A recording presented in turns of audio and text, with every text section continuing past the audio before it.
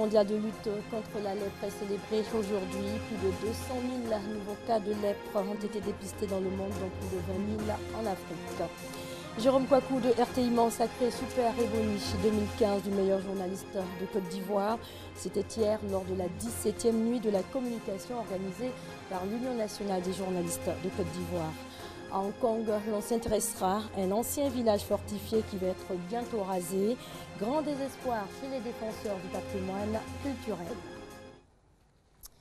Bonsoir à tous et merci de vous informer sur RTI 2. Veuillez nous excuser pour ce retard avec lequel démarre cette édition. La journée mondiale de lutte contre la lèpre est célébrée aujourd'hui, 31 janvier. Une tache banale et indolore sur la peau. Voilà comment pourrait débuter la lèpre. Selon l'Organisation mondiale de la santé, 215 656 nouveaux cas ont été dépistés dans le monde, dont plus de 20 000 en Afrique. En 2014, la Côte d'Ivoire enregistrait 910 nouveaux cas. La journée mondiale des lépreux, décrétée par l'OMS, marque la reconnaissance à un homme, Raoul Follereau, pour son combat contre la lèpre. Des bâtiments réhabilités, des salles de soins et d'hospitalisation bien entretenues, des poubelles installées un peu partout. La route principale bitumée est propre. Voilà le visage que présente aujourd'hui l'Institut Raoul Follereau, centre d'Azopé. Il faut faire en sorte que le cadre soit agréable. De manière, quand il vient déjà, il a le souci de sa maladie. Si en plus il doit venir trouver une structure sanitaire qui aggrave son moral, vous êtes sûr que sa guérison va mettre encore plus de temps. Cet institut public sanitaire a pour mission la prise en charge des malades atteints de la lèpre et de l'ulcère de Buruli. Hôpital de type pavillonnaire, plusieurs unités de soins, l'Institut Raoul Follereau, centre d'Azopé, est composé d'unités d'hospitalisation et médico-techniques, d'une école primaire non fonctionnelle et de bien d'autres édifices. Ce centre compte 149 employés, dont 2 chirurgiens qualifiés en chirurgie réparatrice et une dizaine de spécialistes. L'établissement, en plus des dons, bénéficie de la subvention de l'État à hauteur de 90%. Les unités marchent bien. L'État a investi près de 1 milliard et quelques dans la réhabilitation, le rééquipement de l'Institut Raoul Follereau. L'Institut Raoul Follereau, au centre d'Azopé, compte plus de 90 malades atteints de la lèpre. Cet institut, appelé autrefois léproserie d'Azopé, a été créé par les sœurs de la congrégation Notre-Dame des Apôtres en 1942, puis financé par Raoul Follereau, surnommé le vagabond de la charité. Estelle, âgée de 28 ans et mère de 2 enfants, est... On part au centre de la Côte d'Ivoire où les acteurs du secteur de l'esthétique et de la coiffure s'organisent. L'anarchie, la non-identification des acteurs de la beauté sont les difficultés auxquelles sont confrontés les coiffeurs et les esthéticiens de la région du Bélier. Pour assainir le milieu, ils ont décidé de promouvoir leur secteur d'activité afin de participer à son développement. À Yamoussoukro, ces acteurs de la beauté, réunis au sein de la Fédération nationale des coiffeurs et esthéticiens de Côte d'Ivoire, ont procédé à l'investiture de la présidente de la région. Pour la nouvelle présidente, le secteur est pourvoyeur d'emplois. On va se mettre au travail. Ce qui est sûr, beaucoup a été fait, mais il y a beaucoup qui doit être fait. Les acteurs de beauté de la région du Bélier ont reçu le soutien de leurs camarades venus de la région de Béquet, qui ont procédé 2 jours auparavant au lancement de leurs activités. On parle humanitaire à présent. Depuis 2006, le Conseil norvégien pour les réfugiés apporte son appui à l'ouest de la Côte d'Ivoire, une région qui a payé un lourd tribut durant les différentes crises ivoiriennes. Depuis 2006, l'ONG norvégienne qui quitte la Côte d'Ivoire a investi environ 2 milliards de francs CFA chaque année pour soutenir les réfugiés déplacés.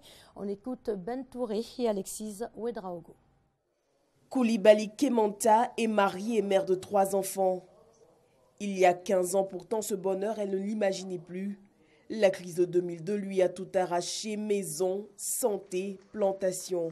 On n'avait pas même les pépinières, rien pour refaire tout ça. Donc il n'y avait plus de jugement, il n'y avait rien pour que les enfants, on puisse les envoyer à l'école. Vraiment, on souffrait. Une souffrance apaisée par une ONG. Aujourd'hui, Kemanta a vu ses biens lui être restitués. Ils ont construit école, beaucoup d'écoles pour nous. NSC a fait encore des maisons pour que nous dormions dedans. Ils ont fait bas-fond pour nous. Aujourd'hui, là, À l'ouest, à Toulepleu, à Bakoubli, on n'a pas de problème de riz. Le NRC, c'est le Conseil norvégien pour les réfugiés. Installé en Côte d'Ivoire depuis 2006, ce sont à ce jour près de 2 milliards de francs CFA qui sont investis chaque année dans les domaines de la sécurité alimentaire et de l'éducation. Il y a eu 2700 classes qui ont été construites. Nous avons travaillé dans une soixantaine de villages. Tous ces villages ont bénéficié des systèmes de réconciliation. Le CNRC intervient que dans des pays en crise qui comptent des réfugiés internes. La Côte d'Ivoire s'en étant défait, l'organisation quitte le pays mais laisse sur place son personnel formé. Il sera réuni au sein du CAD, une structure suppléante chargée du développement et du règlement des litiges fonciers. Pèlerinage à Lourdes, la communauté catholique de Côte d'Ivoire se prépare. L'association Notre-Dame du Salut, antenne Côte d'Ivoire, a procédé au lancement officiel de la série de pèlerinages pour l'année 2016. Eugène Atoubé. Une messe sur des accents de retrouvailles et de louanges à Dieu. Ce dimanche, le fort contingent de pèlerins de la cuvée 2015 à Lourdes et d'autres candidats pour l'édition 2016 se sont retrouvés dans la ferveur religieuse de Lourdes. Des souvenirs fièrement ressassés desquels filtre la joie d'y repartir. Et pour ceux qui ne sont pas encore allés à Lourdes, cette rencontre est une réelle source de motivation. Je vais aller à Lourdes pour vivre ce qu'ils ont vécu. J'ai beaucoup aimé la messe, les malades qui dansaient. La Vierge a parlé à Lourdes pour lancer un message d'amour, un message d'humilité, un message pour nous dire que Dieu nous rejoint malgré nos situations de misère, de pauvreté, de maladie, de richesse. Et donc les chrétiens vont à Lourdes pour essayer de comprendre ce message et revenir le transmettre à leurs frères et sœurs.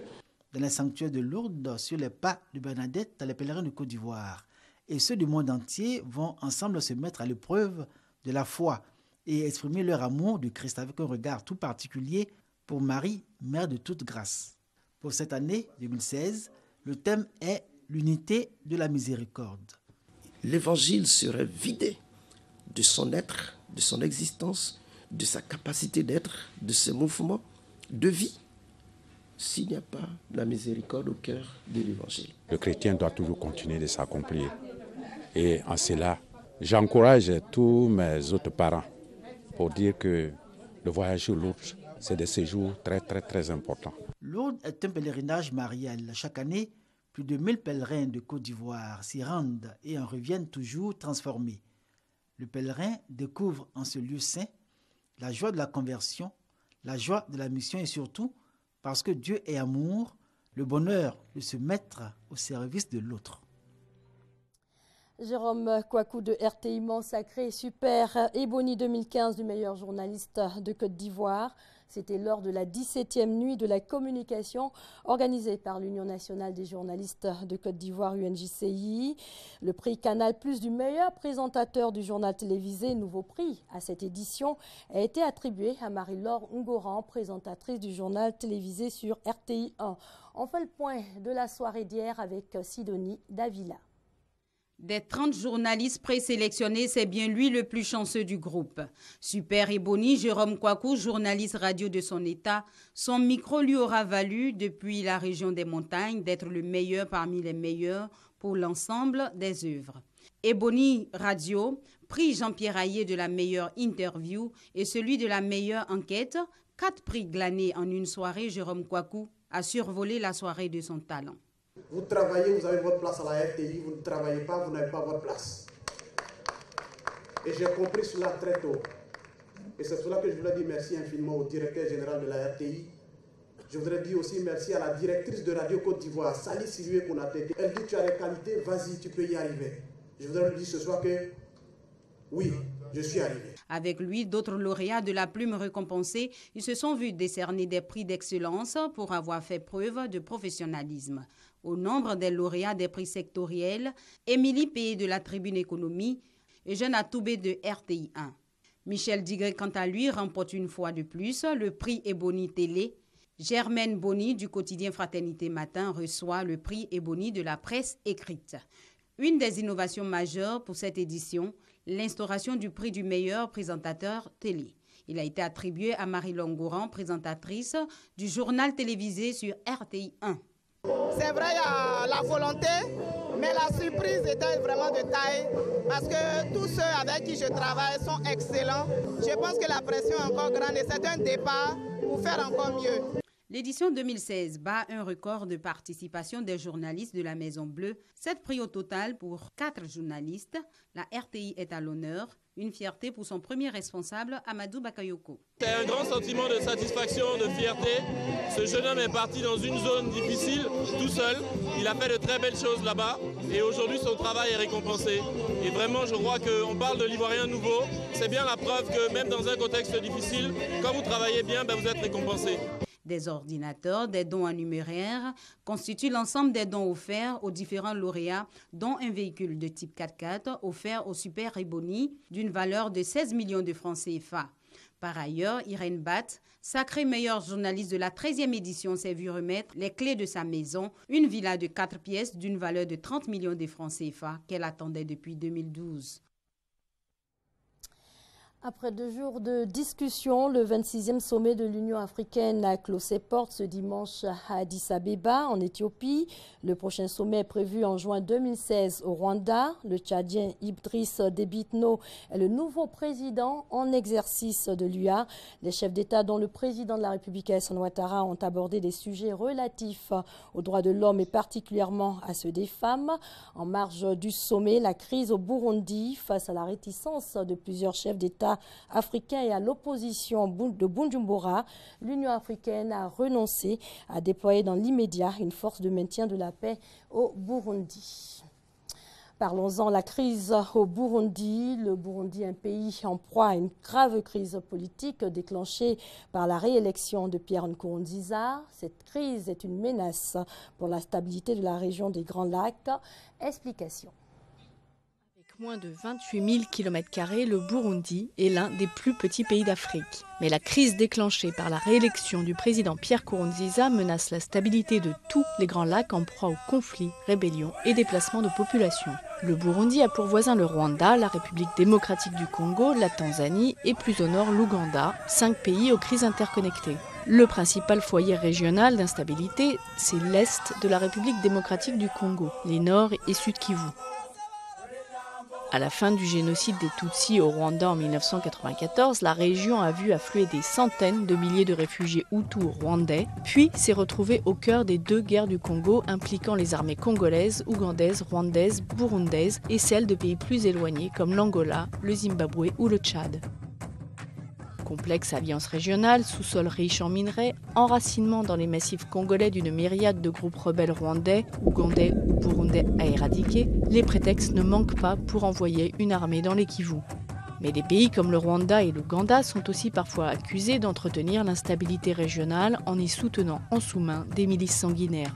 Le Burundi a déjà connu son lot de crises. Les massacres interethniques de 1972 et une sanglante guerre civile de 1993 à 2006 notamment ont poussé des centaines de milliers de réfugiés à fuir, essentiellement en Tanzanie. La crise actuelle, accompagnée de violences meurtrières, a déjà conduit à un nouvel exode de Burundais vers les pays voisins, notamment le Rwanda et la Tanzanie. Et pour terminer, on part à Hong Kong où l'on s'intéresse à un ancien village fortifié qui va être bientôt rasé. Grand désespoir chez les défenseurs du patrimoine culturel.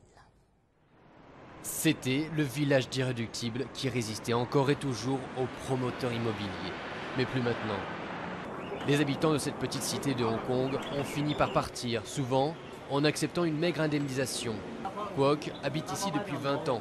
Il a installé son salon de coiffure juste en bas de chez lui. Je suis propriétaire et c'est ma seule maison. On devrait avoir une compensation raisonnable et un plan de relogement. Ce n'est pas juste, surtout vu tout l'argent que ce projet rapporte. Kwok dit avoir reçu une offre de dédommagement de 23 500 €, une somme dérisoire dans la ville où l'immobilier est parmi les plus chers au monde, une réalité économique qui a condamné la cité de Nansinwai. Avec sa destruction programmée, c'est un morceau d'histoire qui est sur le point de disparaître. Construit au XIVe siècle, c'est le dernier village fortifié de la métropole. Il sera bientôt remplacé par une résidence de standing de 750 appartements.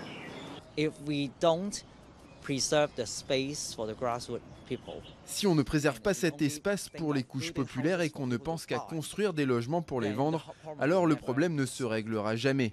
Parce que les prix vont monter et au final, ça va chasser ces couches populaires de Hong Kong. Quelques bâtiments devraient être toutefois préservés, comme ce temple taoïste du XVIIIe siècle qui ne sera pas détruit. Il restera debout, mais à l'ombre de 2 tours d'une vingtaine d'étages. C'est la fin de cette édition. Merci de l'avoir suivi.